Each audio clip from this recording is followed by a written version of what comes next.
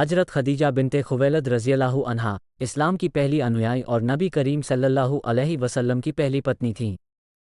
उनका जीवन कुर्बानी और ईमान की अमर मिसाल है। हजरत खदीजा रज़ियल्लाहु अन्हा का संबंध कुरैश के एक सम्मानित परिवार से था और वे मक्का की एक सफल व्यापारी थीं। उनकी ईमानदारी और अच्छे आचरण के कारण वे मक्का के लोगों में बहुत सम्मानित थीं।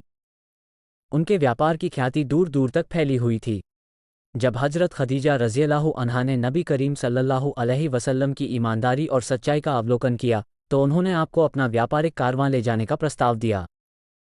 इस यात्रा में नबी करीम सल्लल्लाहु अलैहि वसल्लम ने अपनी ईमानदारी और व्यापारिक कुशलता से हजरत खदीजा रज़ियल्लाहु अन्हा का दिल जीत लिया।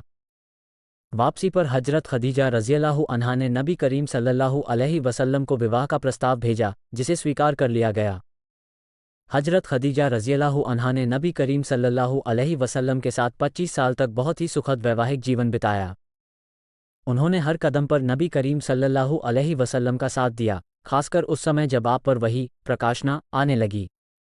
हजरत खदीजा रज़ियल्लाहु अन्हा ने न सिर्फ नबी करीम सल्लल्लाहु अलैहि वसल्लम का समर्थन किया बल्कि अपने धन और संपत्ति को भी इस्लाम की राह में कुर्बान कर दिया। जब मक्का के नेताओं ने नबी करीम सल्लल्लाहु अलैहि वसल्लम और उनके अनुयायियों का सामाजिक बहिष्कार किया तो हजरत खदीजा रज़ियल्लाहु अन्हा ने अपने साधनों से मुसलमानों की मदद की। उन्होंने इस कठिन समय में अपने परिवार और धन संपत्ति की परवाह किए बिना इस्लाम का समर्थन किया। हजरत खदीजा रज़ियल्लाहु अन्हा की मृत्यु के बाद नबी करीम सल्लल्लाहु अलैहि वसल्लम उन्हें हमेशा याद करते और उनकी कुर्बानियों का जिक्र करते।